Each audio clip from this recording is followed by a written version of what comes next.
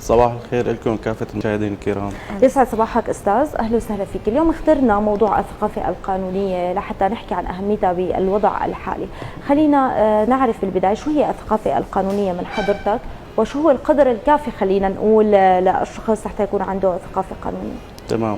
هلا اليوم المواطن يجب ولازم يتمتع بحد ادنى من هي الثقافه القانونيه، لانه هي الثقافه القانونيه هي اللي بتحمي هذا الشخص من الوقوع بافعال مخالفه للقانون. نعم. وبنفس الوقت بتحمي الشخص وبتحمي ماله من الضياع. يعني هي كثير مهمه، يعني والحد الادنى منها اللي بيتمتع فيه هذا الشخص هو اللي بيحميه. طيب خلينا نحكي شوي. يمكن في كتير أشخاص ما بيعرفوا قديش في مواضيع بسيطة بالحياة، بس هي إذا الشخص لجأ فيها للقانون رح يقدر يستفيد أكثر ويجيب حقه.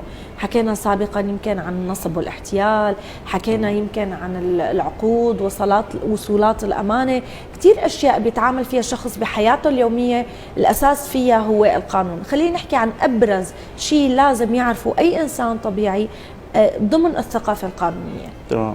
هلا الشخص العادي لازم هو يكون عنده اول شيء فكر قانوني، يعني كشخص عادي يعني يعرف انه هذا الصح وهذا الخطأ. يعني اليوم لازم يعرف انه مثلا انا ارتكبت بهذا الفعل او عم بساوي فعل هو جازه القانون، ولكن هذا الفعل قد يؤدي به الى مثل ما يقولوا يصبح مشتبه به او مخالف للقانون. منها على سبيل المثال مثلا احيانا اشخاص بيوقع سند اماني، فاحيانا بيروح بيستاجر سياره او بيروح بيقوم بعمل اي شيء، فبيجي الشخص الثاني مشان يضمن هذا حقه فبيوقعوا على سندات امانه فاضيه. فهذا الشخص اللي عم بيقبل انه يوقع على سند امانه فاضي او عم بيوقع ورقه بيضاء، فهي الورقه بتودي فيه للتهلكه. يعني احيانا انه هذا السند الامانه انت اعطيته اياه فاضي، فانت اعطيته الخيار انه يحط المبلغ اللي بده اياه ويحط العنوان اللي بده اياه، الموطن المختار اللي بده اياه. فيمكن هو يحط مبلغ يمكن انت ما تحسن تسدده، يمكن املاكك كلياتها يحط لك اياهم بسند واحد وانت ما تحسن تدفعه، فبيؤدي فيك لمصادره املاكك، الحجز على املاكك من قبله، زائد سجنك. فهذا الشيء كثير مهم، والعالم كثير عم ترتكبه بشكل شائع، انه خطأ توقيع السند الاماني. نعم. فاضي، خاصة انه مثلا احيانا عم يستاجروا سيارة، فبيكون هذاك تبع السيارة خايف مثلا يروح يعمل له فيها حادث ويدفع له، فيروح بيوقع على سند فاضي. فلما بصير احيانا خلاف بيناتهم بيروح بيحط قيمة السيارة كلياتها بالسند وبيطالبوا فيها، فهذاك بده يرضى ساعتها انه يدفع شو ما دفع، بيقول لك انا ربحان احسن ما بدي يجيب له مثلا قيمه السياره. فهي كمان من الاخطاء الشائعه اللي عم يرتكبوها العالم كثير كثير كثير. هي احدى الامثله يعني. ومثال ثاني كمان، يعني حتى في عالم احيانا بيكون عنده مشروع صغير فبيحب يكبر هذا المشروع الصغير، فبلش ياخذ من هذا شويه مصاري ومن هذا شويه مصاري ومن هذا، فهو هون عم يرتكب جرم. يعني هو يمكن يقولون بيقول لك انا ما بعرف، تمام، انه انا ما بعرف انه والله هذا جرم، هو اسمه جرم جمع اموال، فهو ما بيجوز انه يجمع الاموال لانه هذا بيعاقب عليها القانون. يعني بيجي بيقول لك انا ما بعرف. الجهاله يعني ما في شيء اسمه جهاله بالقانون، يعني حتى الجهاله بالقانون هي بتكون نوعين فقط. يمكن واحد يتمسك فيها انه انا جاهل بهذا القانون. النوع الاول هو انه اذا صدر قانون معين فهذا القانون ما بيتطبق بحق أي مواطن سوري إلا لبعد 3 أيام من صدوره. يعني صدر اليوم، معك 3 أيام أنك أنت تعلم فيه كمواطن سوري. بعد 3 أيام أنت ما عاد فيك تقول أنه أنا شو ما بعرف هذا قانون. وبالنسبة للأجنبي يلي بيحضر على سوريا لأول مرة فهو كمان نفس الشيء. ممكن يجي هذا الزلمه ما بيعرف انه مثلا نحن عندنا مثلا مرسوم او قانون بيمنع التعامل بغير العمله السوريه، فبيجي بيروح بيشتري بضاعة بالعملة الأجنبية وبيروح وبياخذ كذا، فبصير أحيانا معه إشكال، بيروح بيشتكي بيلاقي حاله إنه هو متورط بالتعامل غير العملة السورية. فهون القانون كمان أعطاه مهلة 3 أيام من تاريخ وصوله على سوريا، بالشرط واحد إنه ما يكون بلده مجرم نفس الجرم اللي هو شو مرتكب بسوريا. فاذا كان مثلا بلده مثلا بالجزائر بيمنع مثلا التعامل بغير العمله السوريه او غير العمله الجزائريه، وهون غير بيمنع وغير هون بيمنع، فهون ما بيحسن انه يعتد ما دام انه البلدين بيمنعوا التعامل. نعم. فهذا الشرطين كثير اساسيين. وممكن هون يتمسك بالجهاله، اما غير هيك مستحيل. واكثر من هيك يعني احنا يعني اكثر الشائعين كمان هي جمع الاموال.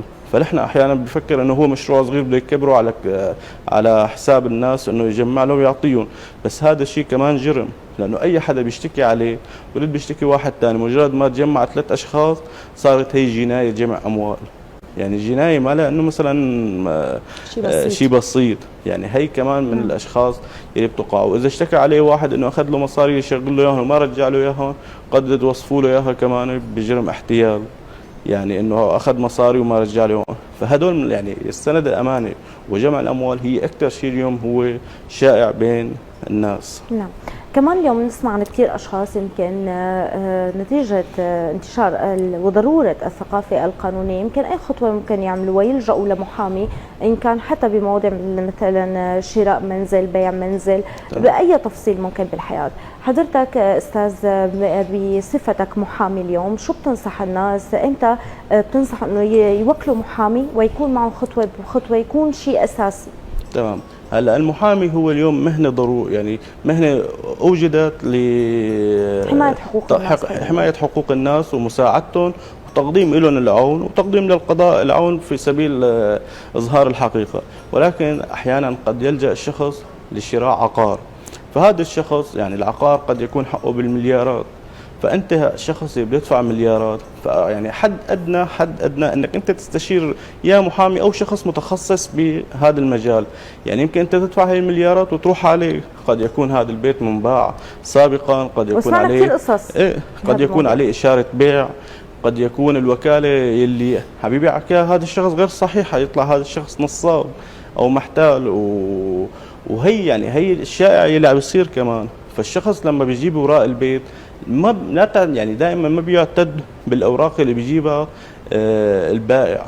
فلازم مثلا انت لما تستشير شخص متخصص محامي او شخص رجل قانون، فهذا الشخص لما انت تستشيره فهو رح ياخذ رقم العقار، يطلع هو الاخراج القيد، يشوفه الصح انه هذا الاخراج القيد ما عليه اي اشارات بيع لهذا العقار، لانه اشاره واحده للبيع فقدت لك كل اموالك، بتروح كلياتها، لانه بيكون له حق اشاره الدعوه الاسبقيه اللي وضعها اول.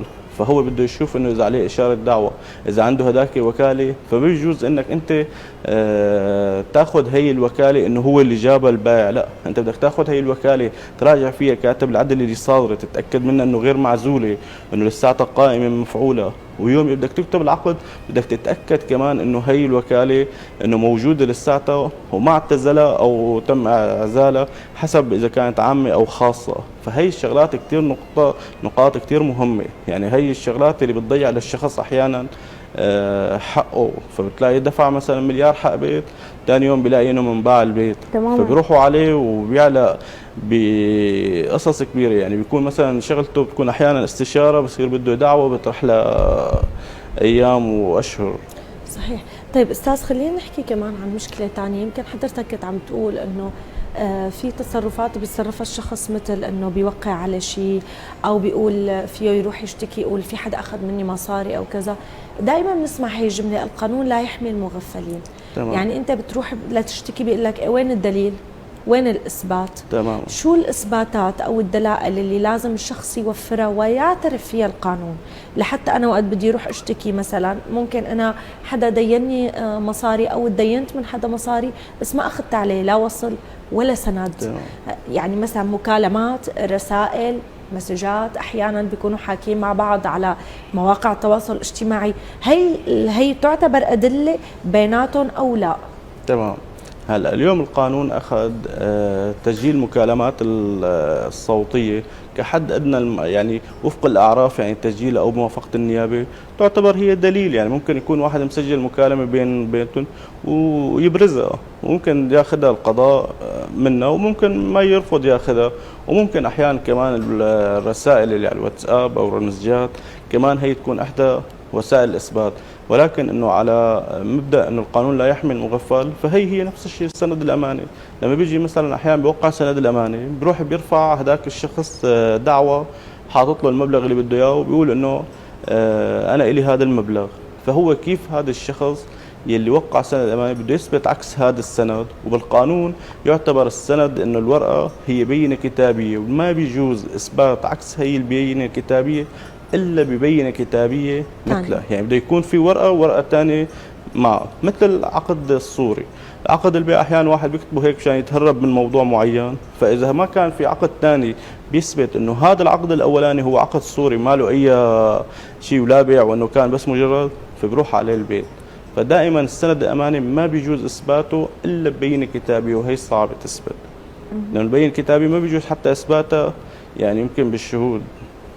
طيب إذا بدنا نحكي اليوم من خلال يمكن مراجعات الناس والمظلومين وبعض الشكاوات اللي ممكن تجي لحضرتك اليوم، يمكن أبرز المشاكل اللي عم بتتم وأبرز المخالفات نتيجة ضعف، ما بدنا نقول جهل كامل، نتيجة ضعف الثقافة القانونية، شو عم بتكون وشو بتنصح العالم اليوم كيف تكون ثقافتهم القانونية وكيف يقدروا يحموا حالهم ويحصلوا حقوقهم بنفس الوقت، يعني يعملوا تحسين كامل إذا بدنا نقول. تمام. هلا اليوم بيقدر اي شخص اليوم يعني اليوم نحن عندنا صار مواقع التواصل الاجتماعي، عندنا جوجل، يعني بيقدر يلجأ لهم انه يعرف مثلا احيانا يكتب استشاره عليها انه مثلا هي مثلا هذا الجرم هل مجرم بالقانون السوري، بيطلع له يعني بكل سهوله. يعني اذا ما بده يروح لعند المحامي بيقدر يمكن احيانا يعني، بس ما راح يكون عنده دقه الجواب مثل المحامي او المستشار القانوني.